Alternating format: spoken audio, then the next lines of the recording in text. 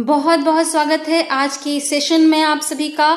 Friends, आज के इस सेशन में आप डॉक्टर कल्पना सिंह के साथ फिजिक्स का एक वेरी इंपॉर्टेंट टॉपिक डिस्कस करने वाले हैं। जैसा कि आपने पिछले वीडियोस में देखा होगा कि हम और आप इलास्टिसिटी को डिस्कस कर रहे हैं। उस श्रृंखला में आपने यंग्स मॉडुलस पिछले वीडियो में देखा है और आज इसी सीरीज में आगे बढ़ते हुए हम देखेंगे bulk modulus and modulus of rigidity. Friends, bulk modulus and modulus of rigidity के बारे में शॉर्ट में आपने पिछले वीडियोस में भी देखा है, जहां आपने यंग्स मॉडुलस के बारे में देखा था कि यंग्स मॉडुलस लॉन्गिट्यूडनल स्ट्रेन से रिलेटेड है। यानी यंग्स मॉडुलस जो हम निकाल रहे हैं वो क्या है, जब हम स्ट्रेन जो प्रोड्यूस होता है हम इस तरीके का स्ट्रेस अप्लाई करें कि जो स्ट्रेन प्रोड्यूस हो रहा है वो लेंथ पर प्रोड्यूस हो रहा है, लॉन्गिट्यूडनल स्ट्रेन है, तो वहां जब हम करते हैं स्ट्रेस अपॉन स्ट्रेन तो हमें मिलता है जो मॉडुलस ऑफ इलास्टिसिटी, वो यंग्स मॉडुलस होता है। मॉडुलस ऑफ इलास्टिसिटी का एक जनरल फॉर्मूला जो आपने पिछले वीडियो में देखा वो था modulus of elasticity is equal to stress upon strain.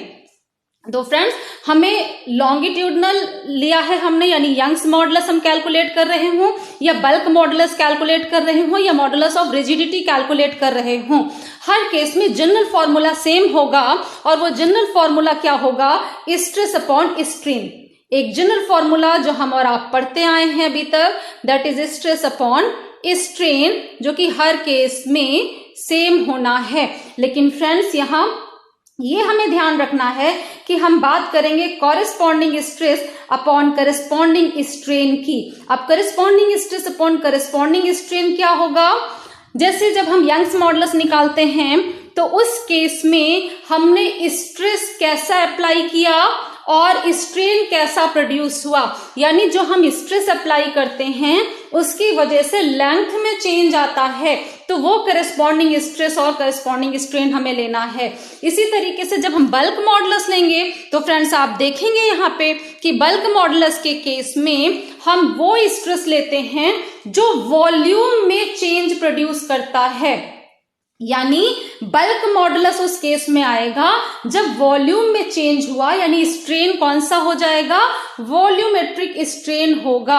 हम ऐसा स्ट्रेस अप्लाई करेंगे जिसकी वजह से वॉल्यूम में चेंज आएगा, और वो स्ट्रेस कौन सा होगा, उस स्ट्रेस को हम कहते हैं नॉर्मल स्ट्रेस, यानी सरफेस से नॉर्मल, या इसे हम और ज्यादा अगर अच्छे से एक्सप्लेन करें तो इसे हम नाम देते हैं hydraulic stress. Hydraulic stress, hydraulic word कहां से आ रहा है फ्रेंड्स, आपने सुना होगा या पढ़ा होगा कि यदि आप वाटर के अंदर किसी ऑब्जेक्ट को रखते हैं तो वाटर चारों तरफ से इक्वल प्रेशर उस ऑब्जेक्ट पर अप्लाई करता है, और इसी तरीके का जो प्रेशर लग रहा है उसी प्रेशर को हम नाम देते हैं हाइड्रोलिक स्ट्रेस। यानी आप इस डायग्राम में देखिए कि अगर किसी ऑब्जेक्ट पर हर ओर से इक्वल प्रेशर अप्लाई किया जाए तो वो हाइड्रोलिक स्ट्रेस हमें देता है, और जब चारों तरफ से हर दिशा से आप इक्वल प्रेशर लगाएंगे तो फ्रेंड्स चेंज कहाँ आएगा, वॉल्यूम में। जैसा कि इस डायग्राम में आप देख पा रहे हैं, ये शेप आप देखते हैं, यहां जब आप चारों तरफ से इक्वल प्रेशर देंगे तो ये इसका वॉल्यूम रिड्यूस हो जाता है और ये छोटे साइज में पहुंच जाता है। यानी हाइड्रोलिक स्ट्रेस जब आप अप्लाई करेंगे तो उसकी वजह से वॉल्यूम में चेंज होगा। और यहाँ जो स्ट्रेन आप डिफाइन करेंगे, विकृति जिसे आप कहते हैं, तो स्ट्रेन फ्रेंड्स आपने देखा पिछले वीडियो में कि स्ट्रेन क्या है, change in dimension upon corresponding original dimension, change in dimension upon original dimension. यानी जैसे लेंथ में था तो अगर चेंज इन लेंथ हमने डेल्टा एल लिया था तो डेल्टा एल अपॉन एल ये था लॉन्गिट्यूडनल स्ट्रेन। अब इसी तरीके से अगर हाइड्रोलिक स्ट्रेस हमने लगाया जिसकी वजह से वॉल्यूम में चेंज आ रहा है, तो फ्रेंड्स हमें सीधा सा यहाँ वॉल्यूमेट्रिक स्ट्रेन किस तरह से एक्सप्लेन करना चाहिए, delta V upon V, change in volume upon original volume. ये हो जाएगा वॉल्यूमेट्रिक स्ट्रेन, जहां वॉल्यूम में चेंज हो रहा है। और हाइड्रोलिक स्ट्रेस क्या होगा, जो प्रेशर, क्योंकि स्ट्रेस का मतलब क्या है, force per unit area of cross section, और वो इस प्रेशर के बराबर हो जाता है, फोर्स अपॉन एरिया यानी प्रेशर। तो यहाँ हाइड्रोलिक प्रेशर जो लग रहा होगा यानी चारों ओर से बराबर प्रेशर, वही बनेगा हाइड्रोलिक स्ट्रेस। और आपको हाइड्रोलिक स्ट्रेन या वॉल्यूमेट्रिक स्ट्रेन या वॉल्यूम स्ट्रेन के बारे में अभी बताया, डेल्टा V अपॉन V। तो फ्रेंड्स, इस स्ट्रेस और स्ट्रेन का जब हम रेशियो लेते हैं with in the elastic limit, तो वो रेशियो हमें दे देता है bulk modulus. So with in the elastic limit the ratio of normal stress to volumetric strain is called bulk modulus of elasticity, or we can say the ratio of hydraulic stress to the corresponding hydraulic strain is called bulk modulus। और friends, इस bulk modulus को हम letter B से represent करते हैं। So the hydraulic stress will be equal to the hydraulic pressure P। अभी मैंने आपको बताया था कि ये प्रेशर P के बराबर ही होगा hydraulic stress, and the hydraulic और volume strain is given by delta V upon V। ये दोनों बातें मैं आपको बता चुकी हूं। So the bulk modulus B, अब बल्क मॉडुलस क्या होगा, hydraulic stress upon hydraulic strain या hydraulic stress upon volume strain, कुछ भी आप इसे कह सकते हैं। तो अब हाइड्रोलिक स्ट्रेस की वैल्यू हम P रख दें और वॉल्यूमेट्रिक या हाइड्रोलिक स्ट्रेन की value delta V upon V रखें, तो ये एक्सप्रेशन आपको मिल जाता है for the bulk modulus B, जिसे हम सिंप्लीफाई कर सकते हैं और ये एक्सप्रेशन हमें मिल जाएगा। फ्रेंड्स, यहाँ ध्यान से देखिए, मैंने P से पहले एक छोटा सा नेगेटिव साइन लगाया हुआ है, जो कि यंग्स मॉडुलस कैलकुलेट करते समय मैंने नहीं दिखाया है इन जनरल। तो यहाँ ये नेगेटिव साइन का क्या मीनिंग है, फ्रेंड्स आप देख पा रहे हैं कि जब प्रेशर बढ़ता है चारों तरफ से, तो इसका वॉल्यूम डिक्रीज करेगा, और यही बात ये नेगेटिव साइन यहाँ पे रिप्रेजेंट कर रहा है। The negative sign indicates the fact that with an increase in pressure a decrease in volume occurs, यानी जैसे जैसे प्रेशर बढ़ेगा वॉल्यूम घटता जाएगा। तो फ्रेंड्स, ये तो था बल्क मॉडुलस क्या है, आपने ये जाना। अब हम देखते हैं कि जब बल्क मॉडुलस जो हमने निकाला, यानी कि volume stress upon volumetric strain जब हमने किया, तो हमें जो कांस्टेंट मिला विद इन इलास्टिक लिमिट हम काम कर रहे थे, उस कांस्टेंट को, जो कि मॉडुलस ऑफ इलास्टिसिटी है, तो कौन सा वाला मॉडुलस बना, बल्क मॉडुलस बना, जहां प्रेशर बढ़ाने पे वॉल्यूम डिक्रीज कर रहा है। तो फ्रेंड्स, यहां हम एक टर्म और इंट्रोड्यूस कर देना चाहते हैं, कंप्रेसिबिलिटी। तो reciprocal of the bulk modulus of the material is called compressibility, यानी जो बल्क मॉडुलस हम लोगों ने निकाला, अभी B से रिप्रेजेंट किया, उसका इनवर्स कर दें, तो जो टर्म आता है उसे हम कहते हैं कंप्रेसिबिलिटी। इस कंप्रेसिबिलिटी को हम लेटर K से रिप्रेजेंट करें, तो of course K is equal to 1 upon B हो जाएगा, और ये हमने उस B की वैल्यू पीछे से सब्स्टिट्यूट कर दी है। तो ये टर्म हुआ कंप्रेसिबिलिटी। और जैसा कि आप जानते हैं कि मॉडुलस ऑफ इलास्टिसिटी की यूनिट क्या होती है, आप इन जनरल पिछले वीडियोस में देख चुके हैं unit of modulus of elasticity, और उसी को जब यंग्स मॉडुलस में पढ़ा, वहां पर भी आपने देखा कि क्या होगी unit for the Young's modulus. तो जो यंग्स मॉडुलस की यूनिट एंड डायमेंशन था, जो कि modulus of elasticity in general जहां पढ़ा, वहां जो यूनिट एंड डायमेंशन था, वही सेम यूनिट एंड डायमेंशन आपको यहाँ बल्क मॉडुलस में भी मिलना है, क्योंकि आप जानते हैं कि stress is force per unit area of cross section, और स्ट्रेन क्या है, change in dimension upon original dimension. तो स्ट्रेन की कोई भी यूनिट नहीं रहती, ये मैंने पिछले वीडियो में पूरा एक्सप्लेन किया है कि स्ट्रेन की यूनिट क्यों नहीं है। अब अगर इसी को हम यूज कर लें, तो हम कह सकते हैं कि बल्क मॉडुलस ऑफ इलास्टिसिटी की यूनिट भी होगी न्यूटन पर मीटर स्क्वायर। इसका कैलकुलेशन मैं यहाँ नहीं बता रही हूँ, क्योंकि इसे डिटेल में मैं पिछले वीडियो में एक्सप्लेन कर चुकी हूँ। और अगर हम देखें कंप्रेसिबिलिटी के लिए यूनिट आपसे पूछी जाए, और आप कह रहे हैं k is equal to 1/b। तो जो b की यूनिट थी उसे 1 में लिखते हैं तो कंप्रेसिबिलिटी की यूनिट हमें मिल जाएगी, यानी 1/N metre to the power -2। और जब ये ऊपर जाएगा तो of course n to the power -1 m to the power 2, यानी n इनवर्स m स्क्वायर ये यूनिट बनेगी for the compressibility. Of course n आप जानते हैं न्यूटन और m यहां मीटर को रिप्रेजेंट कर रहा है। तो फ्रेंड्स ये आपको क्लियर हो गया कि कंप्रेसिबिलिटी की यूनिट कैसे आएगी। और जैसे हमने डायमेंशन निकाला था बल्क मॉडुलस के लिए, मॉडुलस ऑफ इलास्टिसिटी के लिए, यंग्स मॉडुलस के लिए, जब यूनिट सेम है तो उसका आपको डायमेंशनल फॉर्मूला भी सेम मिलता है। और इसका जब हम 1 यानी इनवर्स कर देते हैं तो डायमेंशनल फॉर्मूला बन जाएगा कंप्रेसिबिलिटी के लिए। यानी अगर हम यहां देखें बल्क मॉडुलस को m1, m का कोई पावर नहीं दिखाया, यानी m की पावर है 1, l to the power -1 and t to the power -2।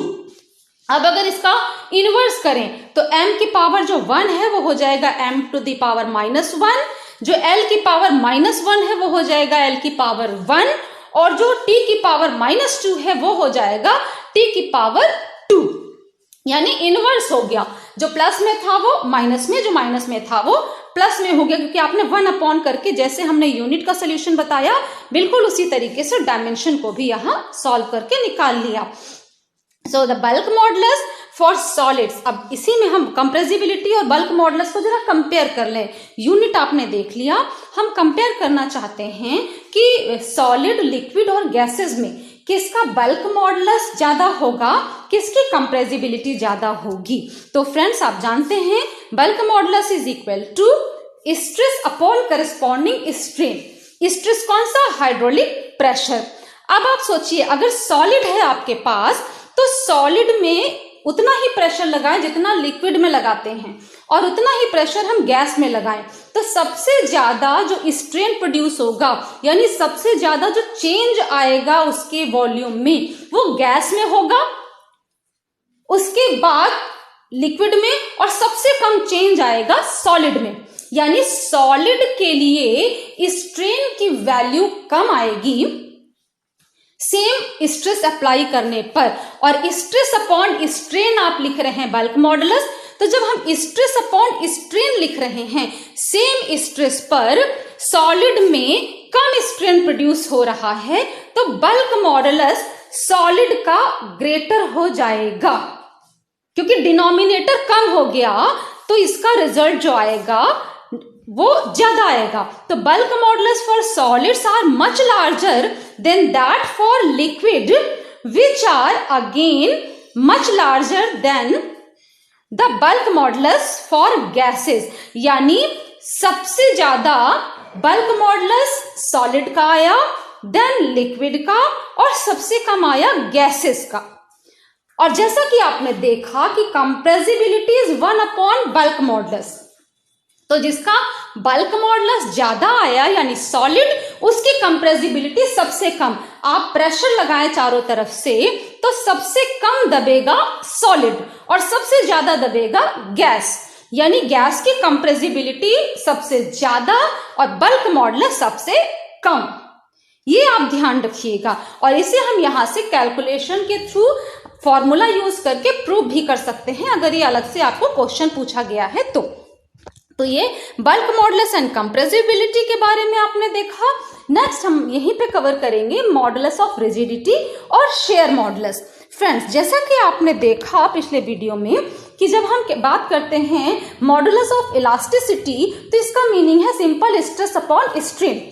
बस हम corresponding stress upon corresponding strain कहते हैं, क्योंकि जब हम लॉन्गिट्यूडिनल की बात कर रहे होंगे तो यंग्स मॉडुलस मिलेगा, जब हम हाइड्रोलिक या वॉल्यूम की बात करते हैं तब बल्क मॉडुलस मिलेगा।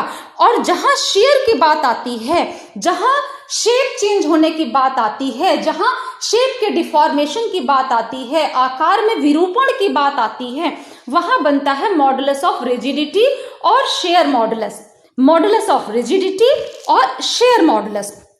तो फ्रेंड्स, हम बिल्कुल आसानी से आप डिफाइन कर सकते हैं मॉडुलस ऑफ रिजिडिटी को। With in the elastic limit the ratio of shearing stress to the corresponding shearing strain is called the shear modulus of the material and is represented by capital G, यानी capital G से represent करते हैं। और जब हम with in elastic limit, हम इतना ही stress लगाएं कि हम इलास्टिक लिमिट में रहें। और इलास्टिक लिमिट क्या है ये भी हम आप पिछले वीडियोस में डिस्कस कर चुके हैं। अगर आपको कोई भी डाउट है तो आप उन वीडियोस को एक बार जरूर देख लें। तो फ्रेंड्स, यहां आपने देखा कि अगर हम इलास्टिक लिमिट में रहते हुए sharing stress upon sharing strain कर दें तो जो हमें वैल्यू मिलती है, जो हम टर्म हमें मिलता है, उसे हम कहते हैं share modulus of the material और द मॉडुलस ऑफ रिजिडिटी, जिसे हम कैपिटल जी से रिप्रेजेंट करते हैं। It is the modulus of rigidity और द शेयर मॉडुलस। फ्रेंड्स, इसी को इस डायग्राम के थ्रू भी हम आपको एक्सप्लेन करेंगे अभी आगे। There is a rectangular block in this diagram whose lower face is fixed. ये देखिए, हमने डायग्राम आपको दिखाया। आप यहाँ देख एक क्यूबॉइड का शेप आप देख पा रहे होंगे। क्यूब एंड क्यूबॉइड आप जानते हैं। यहाँ हमने क्यूबॉइड का शेप आपको दिखाया है और आप सोचिए कि इसका ये लोअर वाला फेस ये फिक्स है, ये मूव नहीं करेगा, इसे आपने फिक्स कर दिया। अब अगर इस वाले फेस से टेंजेंशियल इसके पैरेलल हम फोर्स लगाएं, धक्का दें, तो आप ऑब्जर्व कर सकते हैं कि इधर जब ये फोर्स जाएगा और ये लोअर वाला एज फिक्स है तो जाहिर सी बात है कि ऊपर वाला फेस आगे चला जाएगा, जिसे हमने डॉटेड लाइन से दिखाया हुआ है। आप देख पा रहे होंगे कि जब ये वाला फेस आगे बढ़ेगा तो इसका ये वाला जो साइड है वो यहां से हटके इधर आ जाएगा, यानी इसका शेप में डिफॉर्मेशन हो जाएगा, इसमें विरूपण आ जाएगा। जैसे ही हम टेंजेंशियल फोर्स अप्लाई करते हैं अपर फेस पर और नीचे वाला फेस अगर फिक्स है तो ये अंडरस्टूड है कि अपर फेस में इधर फोर्स लगा तो फिक्स फेस पर अपने आप अपोजिट डायरेक्शन में equal and opposite force generate हो जाता है। और उसी को हमने 2 डायमेंशनल डायग्राम लेते हुए यहां एक्सप्लेन किया है। तो friends, an equal and opposite force F comes into play on its lower fixed face. ऊपर वाले पे लगाया, नीचे का फिक्स है और इस वजह से अपोजिट डायरेक्शन में equal and opposite force generate हो जाता है। और these 2 equal and opposite force, 2 forces हैं जो कि इक्वल एंड अपोजिट हैं। एक ये इस डायरेक्शन में, दूसरा इस डायरेक्शन में लगा। इक्वल अपोजिट पैरेलल हैं लेकिन लाइन ऑफ एक्शन अलग है। तो हम लोगों ने स्टार्टिंग में कुछ वीडियोस में ये भी पढ़ा है कि इक्वल एंड अपोजिट फोर्सेस जो कि पैरेलल हैं लेकिन लाइन ऑफ एक्शन डिफरेंट है, तो ये एक कपल फॉर्म करते हैं। और ये कपल जो फॉर्म होगा वो मोमेंट ऑफ कपल जनरेट करेगा, जिसकी टेंडेंसी होगी कि इस जो भी ब्लॉक रखा हुआ है इसको रोटेट करे। अब रोटेट तो हो नहीं पाएगा क्योंकि इसका ये नीचे वाला एज फिक्स है। तो रिजल्ट क्या आता है कि नीचे वाला फिक्स है पर ऊपर वाला फिक्स नहीं था, इसलिए वो आगे बढ़ जाता है। तो फ्रेंड्स, यहाँ आप देखिए ये जो ए पॉइंट था वो आगे ए डैश तक बढ़ गया, यानी as the lower face of the block is fixed the couple shears the block into a parallelopipe by displacing its upper face through a distance a dash is equal to delta L। और आप देख पा रहे हैं diagram से कि किस तरह से इसके शेप में डिफॉर्मेशन आ जाता है।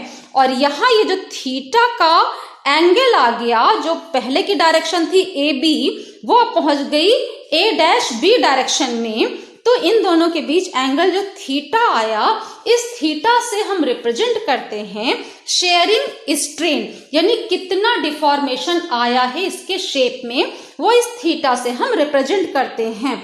और जो फोर्स लगाया है ऊपर के फेस पर F अपॉन, ये देखिए यहाँ जो एरिया दिखाया गया है जिस फेस पर लगाया, F अपॉन A करेंगे तो शेयरिंग स्ट्रेस आ जाएगा और थीटा होगा आपका शेयरिंग स्ट्रेन, इनको हमें यूज करना है और हमें शेयर मॉडुलस निकाल लेना है। तो फ्रेंड्स यहाँ आप देखिए इसी डायग्राम में कि हमने जो इसका साइड है AB और CD, यहाँ देखिए ये AB एंड ये CD दोनों को L लिखा हुआ है। और क्यूबॉइड की जब हम बात करें तो जाहिर सी बात है जो ये लेंथ होगी वही इधर की भी लेंथ होगी, इसलिए इन दोनों को हमने L लिया है। और इन दोनों को ही क्यों लिया है, क्योंकि यही जो AB डिस्टेंस है यही आपको दे रहा है फिक्स्ड फेस, और जिस फेस पर हमने फोर्स लगाया है उनके बीच की कितनी डिस्टेंस है, perpendicular distance between these two faces, वो है L। और जब हम फोर्स F अप्लाई करेंगे तो फोर्स F अप्लाई करने पर ये A पॉइंट A डैश पर पहुंच जाता है, जिसकी वजह से ये एंगल आया जो स्ट्रेन को रिप्रेजेंट करेगा, वो एंगल आ गया AB dash is equal to theta. AB dash is equal to theta. ये हमें स्ट्रेन बताएगा कि शेयरिंग स्ट्रेन कितना है। तो फ्रेंड्स शेयरिंग स्ट्रेस क्या हो गया, force F upon this area, जिस फेस पर हमने टेंजेंशियल फोर्स लगाया उसका एरिया आपने रिप्रेजेंट किया A से, तो शेयरिंग स्ट्रेस आपको मिला F अपॉन A। इसी तरह शेयरिंग स्ट्रेन अगर लिखें तो थीटा है, चूंकि हम स्टार्टिंग में ही कह रहे हैं with in the elastic limit, यानी ये स्ट्रेन स्मॉल वैल्यू है इसकी, तो थीटा इज वेरी स्मॉल, इसलिए हम लिख सकते हैं theta is equal to tan theta. और उस टैन थीटा को जब यहां से आप कैलकुलेट करेंगे तो tan theta is equal to this is the perpendicular, theta के जस्ट सामने है तो ये परपेंडिकुलर, और ये बेस अभी देखिए ऊपर हमने बताया ये L था, तो ये बेस है L और थीटा यानी कितने का डिफॉर्मेशन आया A डैश, अभी पिछली वाली स्लाइड में आपने देखा था A dash is delta L, delta L से आपने उसे A को A डैश तक पहुंचा दिया डेल्टा L से डिस्प्लेस करके। तो आपको शेयरिंग स्ट्रेन थीटा, जिसे हम लिख पा रहे हैं बिकॉज ये बहुत छोटी वैल्यू है इसलिए थीटा को हम लिख सकते हैं टैन थीटा, और थीटा को जब टैन थीटा लिख पा रहे हैं तो tan theta is equal to perpendicular upon base, तो परपेंडिकुलर क्या हुआ A डैश अपॉन बेस क्या हुआ AB। इसमें हमने इनकी वैल्यू रख दी, A डैश का डिस्प्लेसमेंट कितने का आया डेल्टा L का, और AB आप देख रहे हैं L है, तो आपको मिल गया shearing strain theta is equal to delta L upon L। और इसलिए अगर हम मॉडुलस ऑफ रिजिडिटी, जिसे हम इस सिंबल से रिप्रेजेंट करते हैं ईटा, इस सिंबल से आप रिप्रेजेंट कर रहे हैं, और इज इक्वल टू ये क्या होगा sharing stress upon sharing strain. Sharing stress की वैल्यू F अपॉन A और शेयरिंग स्ट्रेन यानी थीटा, जिसकी थीटा की वैल्यू हम लिख सकते हैं डेल्टा L अपॉन L, और उसे सिंप्लीफाई कर दीजिए, हमें मिल गया modulus of rigidity. Of course यहाँ पर भी मॉडुलस ऑफ रिजिडिटी की वही यूनिट होगी जैसा इन जनरल आपने पढ़ा या यंग्स मॉडुलस में पढ़ा या फिर आपने बल्क मॉडुलस में पढ़ा, क्योंकि मॉडुलस ऑफ इलास्टिसिटी क्या है, स्ट्रेस अपॉन स्ट्रेन, स्ट्रेन की कोई यूनिट नहीं, और स्ट्रेस हर जगह आपका force per unit area of cross section ही है। इसलिए मॉडुलस ऑफ इलास्टिसिटी कोई सा भी हो, जैसा यहाँ मॉडुलस ऑफ रिजिडिटी है, तो उसकी भी यूनिट वही होगी जो कि स्ट्रेस की होती है, और वो क्या होगा फोर्स पर यूनिट एरिया की यूनिट, यानी फोर्स क्या न्यूटन में, तो न्यूटन पर मीटर स्क्वायर, ऐसा यूनिट हो गई मॉडुलस ऑफ रिजिडिटी की। और इसके बेस पर डायमेंशन भी निकालेंगे तो वही सेम आएगा जो कि यंग्स मॉडुलस का था, जो कि बल्क मॉडुलस का था। यहाँ पे आपको डायमेंशन मिला, इसका dimensional formula m L inverse t to the power -2। Friends हमने यहाँ पे कहीं पर भी आपको डायमेंशनल फॉर्मूला कैलकुलेट करना नहीं बताया है। अगर आपको इस कैलकुलेशन में कोई प्रॉब्लम हो तो आप मुझे कमेंट में जरूर लिखिएगा, जिससे मैं डायमेंशनल फॉर्मूला कैलकुलेट करना ही आपको सिखाऊंगी। और फिर आप किसी भी फिजिकल क्वांटिटी का डायमेंशनल फॉर्मूला निकाल पाएंगे। तो फ्रेंड्स, आज आपने bulk modulus and modulus of rigidity के बारे में देखा। आज के वीडियो में इतना ही। आगे की जानकारी के लिए आगे के वीडियोस देखते रहिए, और अगर ये वीडियो आपके लिए हेल्पफुल होते हैं तो फ्रेंड्स वीडियो को लाइक करना और चैनल को सब्सक्राइब करना बिल्कुल भी ना भूलें। तब तक के लिए थैंक यू।